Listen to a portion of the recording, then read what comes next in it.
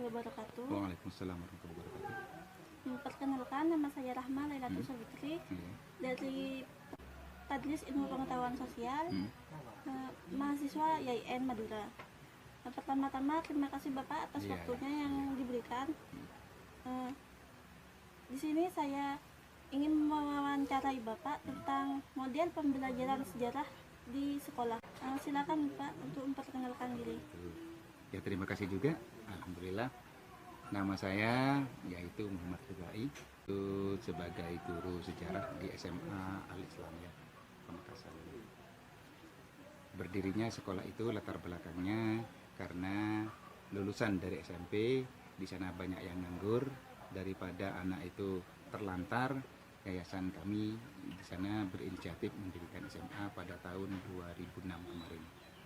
Dengan begitu alhamdulillah sampai sekarang itu sudah banyak alumnus yang dari sana, bahkan sudah ada yang sudah bekerja. Dengan begitu juga banyak yang sudah kuliah, bahkan bukan hanya di Unira dan juga bukan hanya di IAIN sampai ke Surabaya. Itu latar belakang dari sekolah. Bagaimana pelaksanaan pembelajaran khususnya sejarah Indonesia di sekolah SMA Al-Islamiyah Pamekasan? Tentang pelajaran sejarah Indonesia itu memang itu harus dipaksakan kepada anak. Kenapa harus dipaksakan? Karena sejarah itu termasuk bagian dari pelajaran hafalan. Kalau anak yang tidak mampu hafalannya, jelas itu jenuh kepada pelajaran sejarah itu karena merupakan bagian dari IPS. Dengan begitu seorang guru di sana untuk menyampaikan pelajaran kepada anak itu lihat situasi kelas di waktu itu.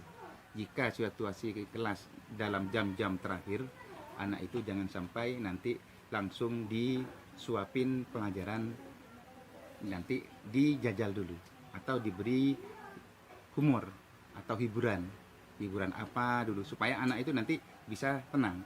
Kenapa? Kalau pelajaran sejarah ada di jam-jam terakhir, bisa-bisa anak-anak itu tidur kalau menggunakan metode ceramah. Tapi kalau menggunakan metode yang lain, insya Allah tidak.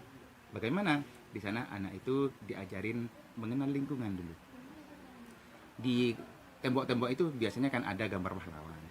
Dengan begitu, di sana disuruh cari bagaimana latar belakangnya dari tokoh tersebut, dari mana asalnya, dan bagaimana sepak terjangnya waktu perjuangan Indonesia dulu. Dengan begitu, insya Allah anak itu nanti setelah selesai melaksanakan tugas, kalau ditanya sudah ada perubahan. Artinya senang di dalam menghadapi pelajaran sejarah itu. Lain dengan halnya pelajaran eksak. Kalau pelajaran eksak itu harus dipaksakan, mau tidak mau harus di sana mau. Kenapa? Kalau tidak dipaksakan ya jelas tidak bisa juga. Kenapa? Karena itu sudah pasti, ilmu pasti. Kalau seperti sejarah itu karena kalau tidak juga dipaksakan, anak itu pasti tidak akan membaca. Kenapa? Candeng Medurena hanya cerita terus. Namanya sejarah. Kan begitu? Iya. Selanjutnya, menurut Bapak, kenapa pelajaran sejarah harus kita pelajari? Oh begitu.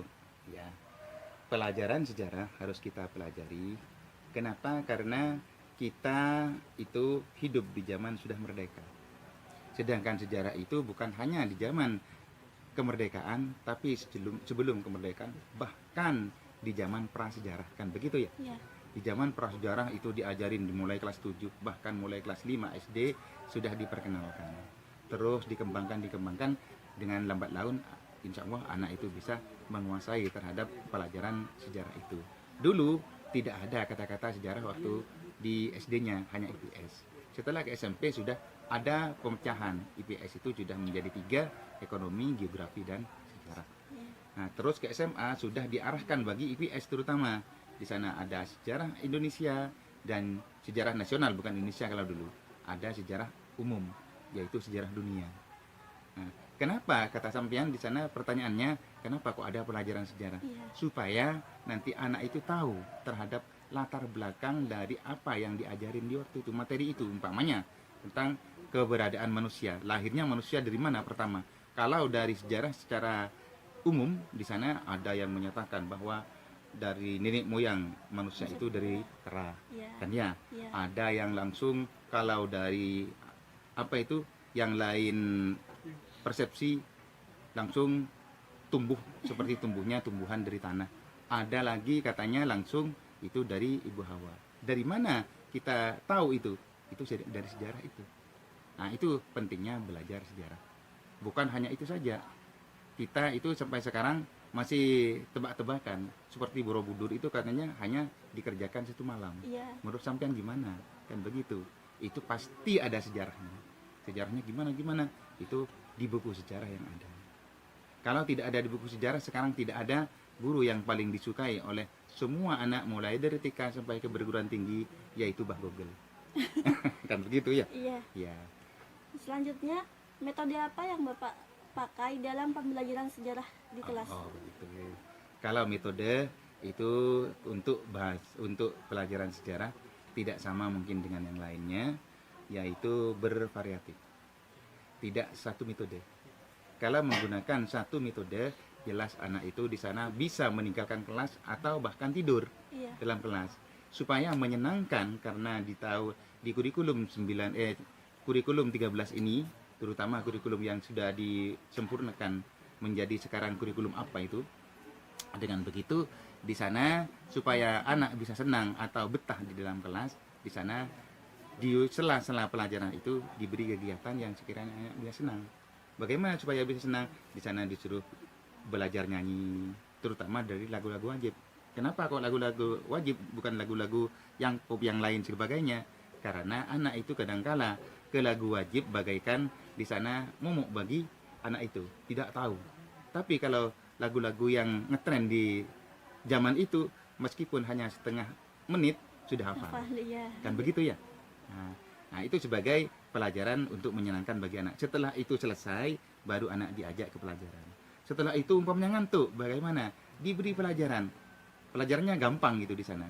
Di sana menggunakan, di sana anak itu tutur titular itu. Artinya cara yang maturana saling di sini diberi tugas apa bahasanya terus sampai sana. Sampai di sana sampean tertawa. Tertawanya apa? Minta apaan di pelajaran situ. Kata-katanya tetap. Itu dia tangkapnya yang digunakan. Tidak, artinya tidak fokus. Nah, dengan begitu tertawa. Setelah tertawa selesai, dimasukin pelajaran lagi. Jangan sampai dimarahin kalau anak itu. Kalau dimarahin di zaman sekarang, ditertawain juga. Kenapa? Bukan saatnya. Sekarang bukan kekerasan sudah. Karena ada perlindungan HAM itu. Iya. Selanjutnya, bagaimana menurut Bapak keaktifan siswa dalam pembelajaran sejarah di kelas? Itu keaktifan siswa selama saya mengajar sejarah mulai tahun 2006 sampai sekarang, alhamdulillah di sana. Kalau pelajaran sejarah itu kan di sana enjoy kata anak sekarang. Ya, enjoynya apa? Sebenarnya sulit tapi mudah. Mudah, tapi di sana sulitnya apa? Untuk menghafal tahun-tahunnya itu yang sulit. Iya. Namanya kadangkala kalau di sejarah dunia namanya tidak sama dengan bahasa Indonesia, dan juga di sana tempatnya. Contohnya seperti di pelajaran kelas 10 atau kelas 7 kalau SMP. Di sana tentang manusia purba. Di mana tempatnya? Apa yang ditemukan di waktu itu? Di mana tempatnya? Di kilometer berapa? Di sana semuanya sudah lengkap. Juga tentang pelajaran tentang penjajahan Belanda di kelas 2, tentang VOC dan lain sebagainya. Di sana sudah dipaparkan semua. Jadi kalau anak itu dipaksakan umpamanya, ya jelas gurunya harus keluar. Pasti itu. Kenapa? Karena berarti bukan guru sejarah. Guru yang, kalau guru sejarah itu harus telaten. Telatennya apa? Karena namanya cerita. Sama halnya dengan televisi itu. Di televisi itu kan penawaran di sana. Tapi kalau nama sudah cerita, supaya anak itu bisa betah, di sana diberikannya lucu-lucu, tergantung kepada umurnya. Kalau seperti sampean membaca buku, kalau yang banyak gambarnya, yang paling jenuh bagi sampean.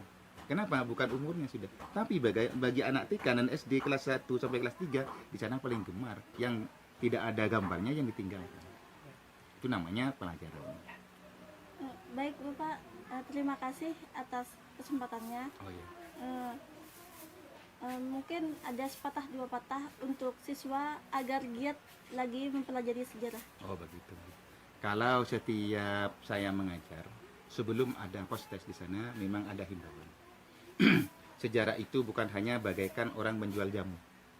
Kalau orang menjual jamu itu di sana dibeli atau tidak, itu yang penting sudah memaparkan. Kalau pelajaran sejarah itu harus nanti setiap selesai pelajaran, anak itu diberi tugas berkat. Supaya apa? Bisa bersambung di minggu depannya. Himbauannya supaya apa? Supaya anak itu tidak jenuh kepada pelajaran sejarah. Tugasnya, kalau bisa jangan sampai hubungkan dengan pelajaran sebenarnya. Tapi kenapa? Tapi di sana yang sifatnya bentuknya sejarah. Tentang apa? Ceritanya ini, kenapa kok dinamakan ini? Contohnya seperti kenapa kok dinamakan Pamekasan, kan begitu. Ya. Nah, supaya anak itu lebih luas, bukan terfokus kepada pelajaran yang diampu waktu itu. Baik, terima kasih Bapak Oh, iya. atas waktunya. Wassalamualaikum warahmatullahi Waalaikumsalam wabarakatuh. warahmatullahi wabarakatuh. Ya juga terima kasih.